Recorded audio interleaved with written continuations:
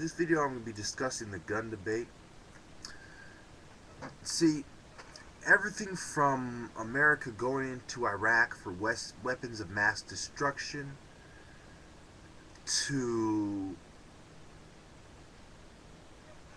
America fighting with Iraq over nuclear disarmament, over, after World War II, we told Germany to disarm and to pay certain reparations. So, also I'd like to bring up that some of the highest crime rates are places that have gun bans. Like, look at San Francisco.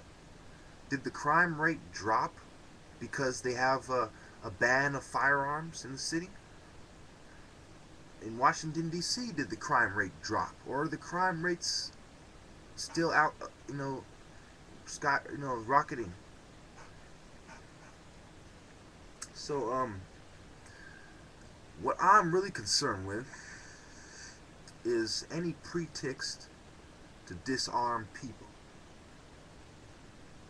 You'll constantly see the people who are the elite and the bootlickers. That is what they're pushing for.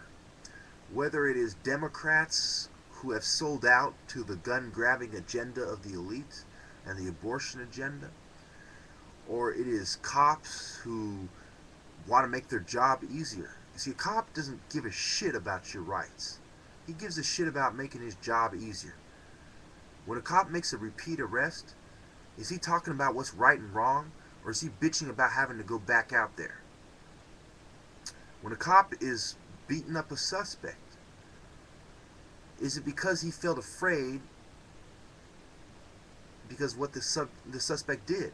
Whether it's a high-speed chase in the Rodney King incident, or whether it's pulling the gun on the officer, or them finding a firearm, or them being responsible for a shooting. So, in this video, I will discuss gun grabbing, I will discuss gun control, and I will discuss Waco and William Cooper. And I'll discuss the idea of relying on the police to protect you. Okay, I start off by talking about, in Oakland, a female was robbed at knife point and sexually assaulted. It was either today or yesterday, because I saw it today in the news. And that is not uncommon. And it makes me wonder, if everybody there was armed, would somebody even try that in the first place? If that lady had a firearm on her, would somebody even try that in the first place?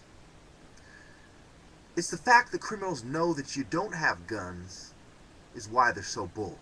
9 out of 10 criminals have a small penis, have small balls, and are cowards. And they run in packs and pick on old ladies. So, what is deterring them from doing something to you? Is they believe that you might have one of those firearms in this picture I'm showing you. Let's look at states where they allow people to carry firearms, like Texas. Gun control does not lead to a reduction in violent crimes. All it leads to is a police state and constitutional rights being taken away.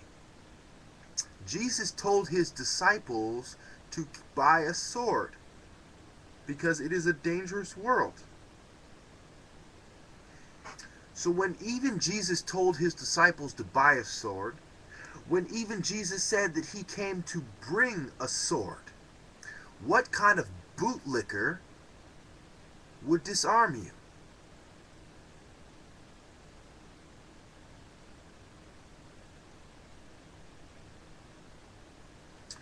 When the order was given by King Herod to kill all the firstborn on the chance that they might kill Jesus, how many children's lives would have been spared if the village was well armed.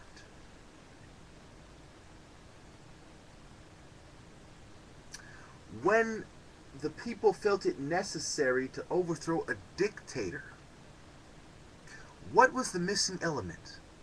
What allowed the people to overthrow Gaddafi?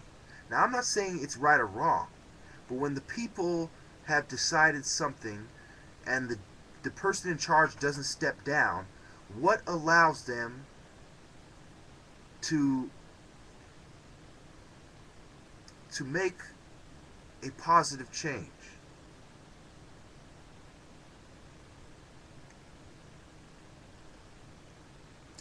The one thing that keeps the New World Order from having a complete police state where they do whatever they want to you.